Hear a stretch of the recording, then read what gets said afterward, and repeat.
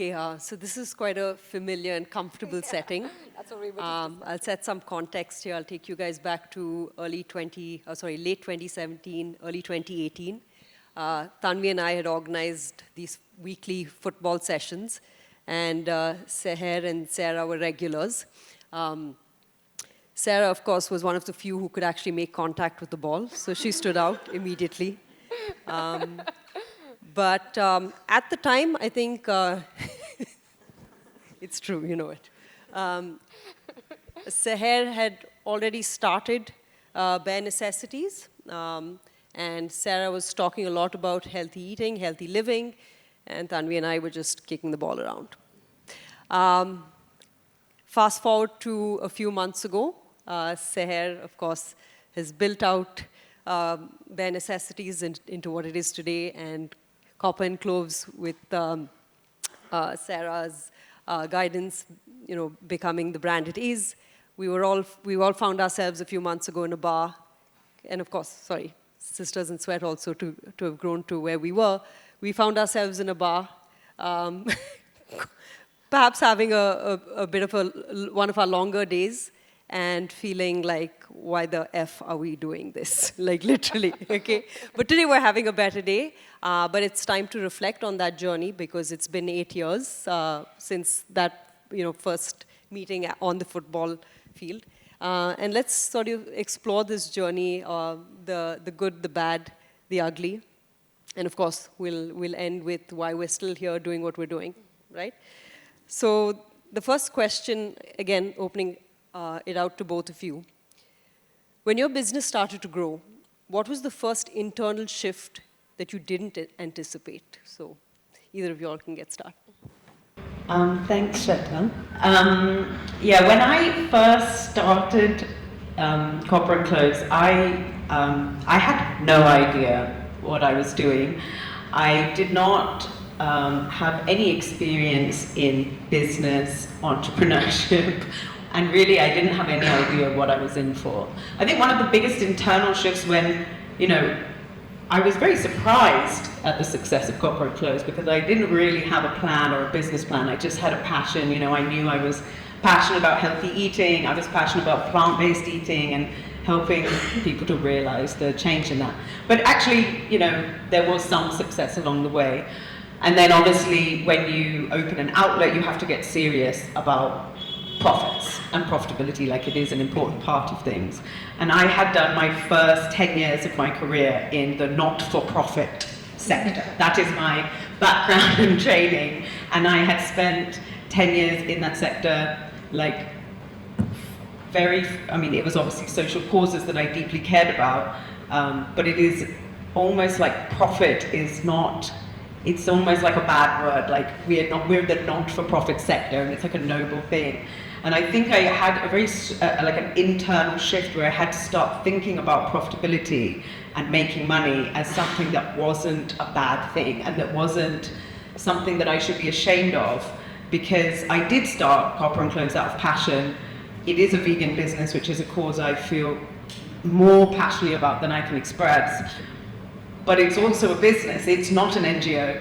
And that was a big mindset shift for me, and something I hadn't really thought about, which I probably should have done before I started a business, but it was definitely a bit of a mindset struggle. Yeah. So the question again was, when you first started, or the business started growing, what was the internal shift that you didn't anticipate having? Yeah, I think first it was just like all fun and games. I was just doing it on the side. Yeah. I had a full-time job that was actually paying the bills. And I was just, doing flea markets on the weekends. And then slowly there was a bulk store that, wanted more and more. And as I was servicing that order, I was like, okay, I know how often people will come back, how much I can make. Okay, I have enough money to maybe set up, do the registrations. And then I kind of just took this leap of faith and I said, I'm going to go all in. Yeah. But I didn't realize then, like who's going to pay the overheads? How am I going to hire a team? Where am I going to work out of? And like basically outstayed my time at my mom's garage and house. Like like we only moved 3 years ago out of her garage. So I think I didn't figure out the how of anything. And I just kind of used one metric of like, okay, this is working out. This is like, okay, I'm kind of averaging this much per month from this bulk store. So this is enough to kind of go right in. So I really didn't. I didn't anticipate any of the leading, managing a team, hiring, like registrations. Do you have to be a private limited? Do you have to be a sole proprietorship? Like none of that. Like I just kind of dived right in. So I think in hindsight, I wish I did like a boot camp of like everything you need to know before you get started, I dived right in, I guess. Yeah. No, absolutely hear you. I mean, imagine the shock that Tanvi and I went through when, we were playing football. I'd take off my cap at the end of the football session, figure out how much the ground cost us, and we just split that. And next thing you know, we have to make these balance sheets. Not what we signed up for at all, right? All right, thank you guys. So the next question is, what part of growth felt exciting from the outside but confusing on the inside? So, I mean, there's many parts in my opinion, but yeah, I'll say. Honestly, I thought being a founder means like, raising tons of money, going on amazing holidays, posting on Instagram, being on an MTV ad, which that actually happened, which was fun. But what I didn't like plan for was, or think about was the enormous amount of failures. I literally have an Excel of all of the no's that I've gotten from venture capitals and investment related questions and stuff like that. So I think what I didn't anticipate is like, so I guess like taking a step back, I grew up with this formula of like you work hard, you get the next thing in life, right? So like work hard in school, you get this scholarship, go to college on this full ride. Like it was all very glamorous, and I was like, yeah, I know the formula, like, and the formula revolves around hard work. But I feel like the same formula around working hard didn't quite work for me on the investing circuit. And I was also a 24-year-old. I was a single female founder. Maybe had lots to learn, and maybe there was. Or maybe the ecosystem also had a lot to learn. So I think there was a combination of factors, but what I didn't factor in was the amount of resilience I'd have to build as like a muscle to just like rack up the nose and still keep going. So absolutely, resilience is a muscle, and like with anything else, unless you train at it with any other muscle, like you only get stronger once you keep at it, right? So, yeah, I think similarly. When I started, I was doing things, I had a job, and I was doing things as on the side, similar, flea markets, and, small events, small workshops. And obviously, I was also I was already in my 30s at this point when I was doing that. And I think there was something about being a little bit older and being like, this isn't, like, at that point, I just crave legitimacy. Like I had a career, I got to a certain point, and LinkedIn, as you mentioned, like it can be a little toxic where you're imagining like what people are thinking. So to quit your job and then start doing things like just selling small bits of food that you've made in your own kitchen at a flea market, it didn't feel successful. Like even though, to Mittala's point, like it was brave actually. Like when you've never done something like that, it is actually brave. Like I'd never done anything in food before to like create recipes and go and sell them. But it also felt like not shameful is completely the wrong word, but like I didn't necessarily want to shout it from the rooftops because it felt like it was clearly at the very beginning of something.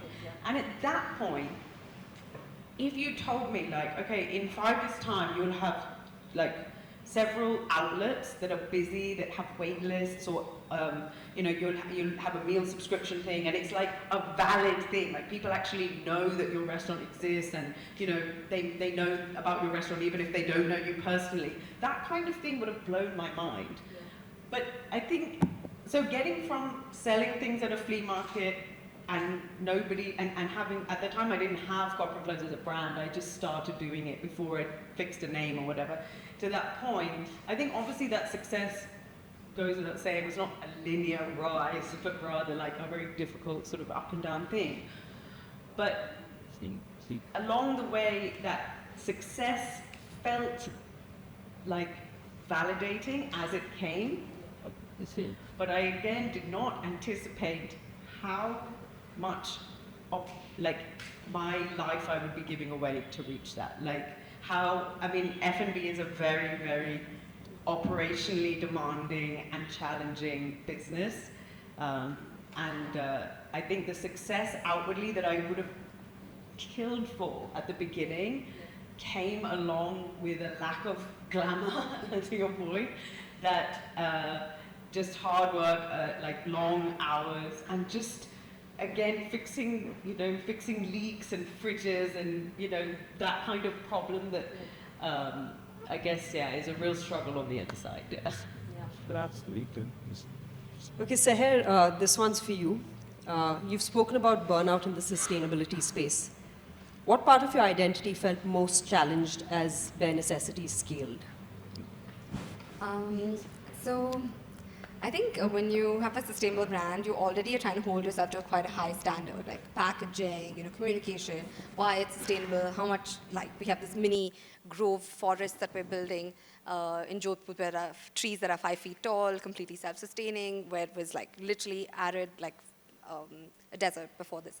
So I think the pressure that you put on yourself to be like, we are a sustainable brand and we're doing all of these things, but then also like being okay to say that it's not going to be 100% perfect all the time, right? Innovation takes time. Packaging cannot, from seaweed can't be manufactured in one day. So kind of also cutting myself some slack, but also kind of communicating that very honestly with consumers. And I think you get kind of a mixed bag, right? You get some people who are like super gung-ho and just are super non-tolerant towards, some stands that you might take, but really being very open and honest about communicating why we're going with this choice. Like, for example, us being on quick commerce. We kind of debated that as a sustainable business. Should we be on quick commerce, right? And then we decided that, it will be a disservice to our shareholders, and we have some amazing, generous angels, and to our business and our growth potential if we don't. So we decided to be on quick commerce, but we also put out very honest communication on, craft your cart before you purchase, or, try and bulk up, be conscious of, what you need. And people are anyway going to shop on quick commerce, so might as well give them a sustainable option. So how do we basically, within a system that already exists, push a sustainability option, right? So I think, and this might not fit the definition of sustainability to someone who's super, low waste and perfectly zero waste, etc. But that's okay, and that was a kind of a call that we had to take. So I think those were kind of some of the hard conversations that people are also not privy to. Like, like one other time when we were at the bar, and actually I was working at Selco, Sarah was working at Teach from India, and this was our side hustle, and we were, thinking, we're doing this on weekends, and we were actually pretty confident that we wouldn't quit our full-time jobs at that time. And so it's been quite a ride, honestly, from like, that day to now. So much has changed, and a lot has happened, and I think the only time you look back is to see how far you come, and I feel like as women, we don't do that enough. So it's actually a great opportunity to actually kind of reflect and say, hey, from that day to now, we actually did all those things that we were scared about and never thought we would actually dip our feet in and do. So yeah. Amazing. Sarah, did success ever make you feel disconnected from the original why behind Copper and Cloves? I think success in the form of like, when I set out, I was able to really focus, you start with setting your mission and your vision and your values, and really thinking about, okay, how can I spread this message about plant-based eating? I used to do a lot more, put out a lot more content online around, my key nutrition messages, and I cooked a lot, and that was also a big driver for why I wanted to do this. I myself was making the food or working with one or two others to make food, so that I felt very connected to it all the time in terms of like, I was always thinking about recipes. And, on a personal note, like when I worked in my not-for-profit career, and I worked for different organizations, Teach for India, Save the Children, other refugee organizations, it was all very meaningful, and I cared about the mission of them as well. But what I felt was that my actual day-to-day life was largely emails, spreadsheets.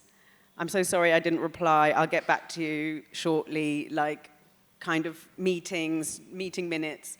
And I knew that I wanted to do something where I was more directly connected to the mission that I really cared about, which in this case was then plant-based nutrition and helping people to eat more plant-based. And now I would say that my day is mostly spreadsheets and emails. And,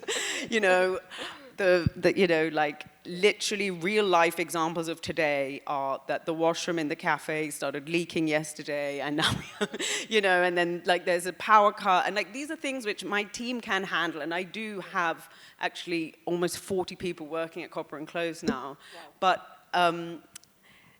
it's still, it still comes up to you as the founder, and like, because I am very involved, I'm not like a founder, like as we discussed, jetting around.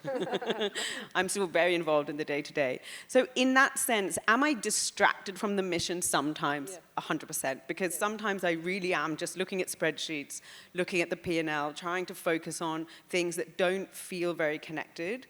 And then other days, or in the same day, actually, I might be in one of our outlets and meet someone who says like, oh, actually, I've changed the way I think about vegan food after coming here. I'm a whatever people call like a hardcore non-vegetarian, and now I actually love eating this food, and it's really changed my mind. Or people who are on the meal subscription write to us and say like, our gut health is improved, and like this has really helped me feel more energetic in the day. And those times, of course, I feel way more connected to the mission. So success does have that up and down. Like, I wish I could, spend more time on strategy, on thinking about about impact. Yeah. But the reality of successful business, meaning it's busy. Like the hallmark of a successful cafe is it's full, right?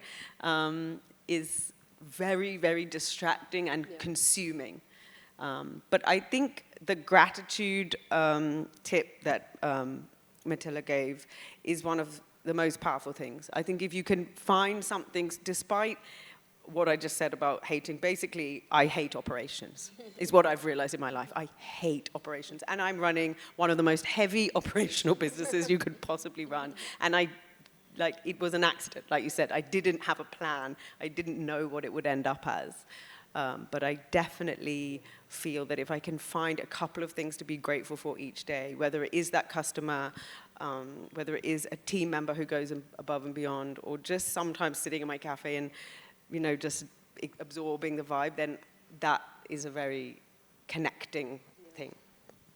No, I think that's really interesting because all three of us run businesses that have so much purpose and they're impact-driven, but to sustain, you need to be profitable. And it's so easy to get distracted by that and stay connected to the why you first started. And I think there are examples that come about, and sometimes we need to maybe practice the gratitude thing at the end of the day to just remind us. Whenever that's over, we'll continue. Whenever the movie's done there. Okay, great. Sarah, this one's for you. What's a form of resilience you built that no one else sees from the outside? That maybe Mehul sees it every day, I don't know. Honestly, he's more resilient than I am. So I think, if you're an entrepreneur, like you either have some like bad shit that's happened to you, okay, and you have to and you want to prove something. Yeah. Or you're just batshit crazy, like Elon Musk types, right? Or you're just obsessed about a mission, that you have this like this itch, this desire, and like nothing's gonna make you feel like satisfied. I think I'm a little bit of all. And I think, we have, like very early on in life, I actually like learned this lesson that there's just no substitute to hard work. And, like I don't talk about this very often, but, I lost my dad when I was very little. I was 8 years old. It was like a crazy hit and run road accident when someone was drunk. And it was like a perfectly good day. It was an 18th birthday of my sister. We all just went for dinner and to get ice cream. And life changed overnight, and how. Like, we went from this like amazing family that just went to London and Paris because my sister made this sparkle nail polish, and first one in Asia, Sabha Sparkle, and all this stuff, to just suddenly being like, we had dal chawal and rice for so long. Like, I remember my mom was one of those people who was like, really like make sure everything was functioning really perfectly in the house, and she sacrificed her career for my dad. And suddenly that meant she then went to grad school, and then had a full-time job, and then would come back home and then try and teach us, and like, and she had 3 girls to put through school, and all our phases, and everything. Like, it was a lot. And I think I just, from when I was 8, I think I very early realized how much of a sacrifice she was making to make it all happen. And also I knew that the only way out is to like work really hard and be a success. And I didn't know what that word meant, but I put so much pressure on myself since I was really little to be like successful. And I think maybe when I was young, like when I was 9, 10, showed up in a way that work really hard in school, like get really good grades, get a full ride scholarship. It showed up like that. But I think I see it now in my entrepreneurship career, and I think it's that was the foundation of it. And I think life was pretty hard, and there were lots of ups and downs, and in the aftermath of the accident, I didn't want to get up. I fractured a bunch of my bones. I couldn't walk for 6 months. I didn't want to wake up, and the only reason to wake up was to, confirm that, your parent isn't here, and you have no ability to walk. And yeah, so I was just, I think it was, you had to, there was no other way. Like, you had to build this insane resilience. And I think, and you have to stomach the good days and the bad days. And I think that's something that I get to do now as an entrepreneur. And I think I can also take some of the hard days less seriously, because I know there's also like worse stuff. So I think that's kind of a muscle, or whatever you might want to call it, but something that I think helps to put things in perspective. Yeah. Brilliant. Sarah, we'll go back. Sorry, Sarah, we'll go to you now. We were talking about boundaries not so long ago. What boundary did you learn to set only after it became painful not to? So we were discussing this the other day. I don't think I'm very good at setting boundaries. Actually, my take on it is, I guess what I've read, you read a lot, right, about as an entrepreneur or as a business owner, or even just any working person has to set boundaries between work and life. And you should have like a curfew of when you work, or you should always have one day, or all these tips, and you get these tips given to you also all the time. And I've always found that extremely stressful, because I like to, when there's a boundary like that I've kind of heard I should do, and then I try and stick to it, or I'm doing it for somebody else, I don't find it actually very helpful. It just feels like another stick to beat myself with. Like, oh, I have failed to switch off after 8 p.m., or like I have failed, like, to have my weekly off. Again, the problem with F&B is there is no weekend. So finding a day off in the week, I've been extremely unsuccessful at, and I'm not wearing, I think there's a part of me that also grew up thinking like success, it's like you have to work hard, and the badge of honor, I think that we all had when we first started working, like, I'll work really hard, and I worked till this time, and I still came into work, and I worked this weekend, and I'm not wearing it as a badge of honor anymore. Like, I'm way too mature now to still think that saying like, oh, I don't take a weekly off in a week to week, I don't take a week off, is something that I'm showing off about. I see it as a kind of as a failure of being able to put that boundary into place. But it's genuinely less stressful for me than having like, okay, I have to take this week off, and I can't schedule any meetings that day, and I can't do anything that day. For me, that like isn't very easy because of the nature of my business being on every day, and also trying to grow the business, also having external meetings, brand partnerships, vendor management, whatever. Absolutely. So I feel like in answer to the question, which was what boundary have you put in place because it became impossible not to, I haven't really got there yet. I do think having time off in a week is extremely important, by the way. And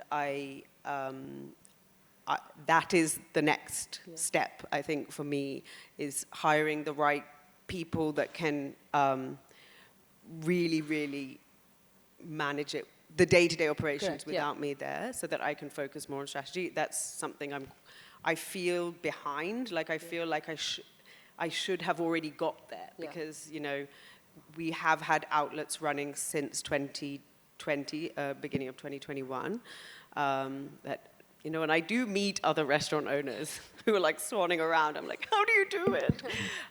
So I do feel a little behind that I haven't yet achieved like clear weekly off. But of course, again, when I look back, when I started my first outlet, it was me and 2 people. And if I wasn't there, it wasn't a good situation. Now, of course, I can go on holiday. It's not that I can't travel or I can't take time off if I need to or I really want to. But what I'm saying is having like that clear, like routine where there's always this week off, or there's always, I never respond to anything before 8 in the morning because I'm like, I don't know, having an ice bath or something. Like, it's just not true. Like, I'm not there yet. So, I feel that, I do make time, obviously, for loved ones and for my own health and sport and everything. But, like, no, I think that's a tricky one with the boundary setting and having a clear day off. Quite honestly, I don't think it's ever going to happen for me personally because, I mean, work and this work-life balance, this is my life. Exactly. This is what I enjoy doing. And maybe the day off means I don't have to go into work, but I'll always want to know what's going on. I'll always want to be accessible. So, I think we're running short of time here. So Minnie is just on like, got it. So I have 10 more questions. I don't know, should we just sort of... Okay. We have 2 more questions that I'd like to wrap up with, and this is for both of y'all. The first one is, what's a belief about yourself that growth has helped you rewrite? Yeah, so I thought there are like 2 kinds of people, like maths and numbers and others. Yeah. And I was definitely in the others category. But I think like it's so empowering. Like, I can talk to people about like our equity structure and how much stake everyone has, and what would be the conversion, and like what our margins are and on which channel, with quite a lot of confidence. And honestly, I'm quite proud of myself about that. Like, I always thought that that's just something I couldn't do. Mehul is of course way better than I am, than I will ever be with numbers. But it's nice to know that I can. And Excel, I was so like petrified of Excel, and now it's like my bestie. Like, everything is on Excel, and so I think that's nice. And then also just like being like talking. I feel like in school it was like, I was so scared to participate because I always thought I'm going to have the wrong answer, and like I would just put my hand down as much as I could, and then And then at early days, it was free marketing. Me going and speaking somewhere was just free marketing, you know. And then now it's actually to a point where I actually enjoy it, and I feel like it comes more naturally. And maybe it's a skill that I've grown to have as an entrepreneur, which I definitely didn't have before. Yeah, you're doing really well. Keep talking. Sarah, do you want to take I definitely think for me, it's understanding that I have an appetite for risk, or that I'm able to manage risk. I remember when I was still working in a salaried job, I was reading a book about the person that set up Teach First, which is like Teach for India, because I was preparing for that job interview actually. And I remember him talking about how when he started it, you know, he had no idea how he was going to make rent for their first office, and the day before payroll, he was calling up the investors, like they were like social investors, to be able to make payroll the next day. And I remember reading that and being like, oh my God, I am never going to start my own business. Like, I have no appetite for the idea that, like, I would be responsible for other people's livelihoods. Like, I literally remember thinking to myself, I will always be the salaried employee. I will never be an employee, because I could feel the stress coming off the pages. And I have then also been in a situation where I've genuinely been concerned about something like making payroll. But I've learned now that I can tolerate risk. And it is not easy. Like, it is sometimes quite scary to, like, when we took on our second outlet, I mean, put in money, you know, like the bills, how long it would take. There's a lot of risk involved, basically. And I've learned to sit with that discomfort and weigh up risk and understand that no one who takes risk is like, yeah, definitely it will be successful. Like, everyone who's ever been successful or, you know, even built something has had to sit with the agonizing discomfort of risk and not knowing what will happen and doing it anyway. Yeah.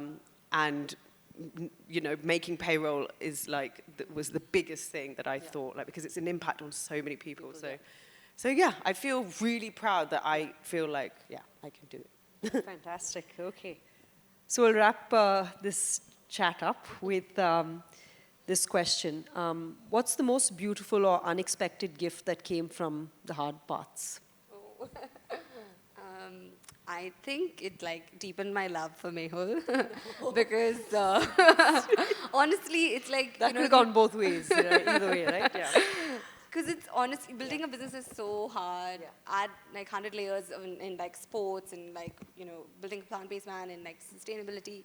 You're constantly being questioned by everything like profitability, margin, why isn't your margins like Mama Earth's? I mean, you know, it's just, forget it. Like the list adds on, and I think someone who understands what you're going through as a partner, but also from inside out, I feel like it's just made, and we've definitely had some like really low lows, we've had some definitely high highs, but I think it's just made, like, it just, I feel like has brought another level of like, I don't know, intimacy, understandings, softened, you know, our, I don't know, just understanding of each other. So I really feel like that's... So thumbs up to having a co-founder you're married to? Yeah, 100%. Okay, He was wow. an intern, by the way. So thumbs up for promoting the intern then. Yeah, best decision of my life. Double promotion. Fantastic. Sarah? It's like the second time Sahar's made me cry this evening. That's so sweet. No, I think for me, it is about our community. I didn't think when I started Copper and Cloves, obviously it was very, very focused around food at the beginning, but now we've expanded a lot into community. We run a lot of events. Like every week we run about 5 events across our outlets for community. And genuinely, I have become friends with the people who were originally like customers, but I really think of them as our community. They're not all plant-based, but they're all like, of course, they love the food, but they also love the community aspect, the warmth and the vibe when they come. And that has given me a whole new community of my own and made Bangalore feel like home and feel extremely rooted in an area, in a place. And it's not just about like the impact that we're having on them, or that we see them as good customers, like with a high lifetime value and all these kind of things that you say to investors, but like they've become my life. Like we were saying, like there's no work-life balance. It's not a bad thing for me in every way, because so much of it is just the joy of my life, like spending time with these people who have chosen to come into our space, and then they've given so much of their warmth and energy. They've become friends, and I look forward like to some of our events, like the Analog Club, where we have a no phones event every month. We run it. I look forward to that so much, like as if it was, you know, like if I was meeting up with you guys. So it's really really meaningful to me, that community aspect, and it's given me, I feel, so much. So yeah. Amazing. Let's hear it for Sarah and Seher. Thank you so much. It was great chatting with you guys.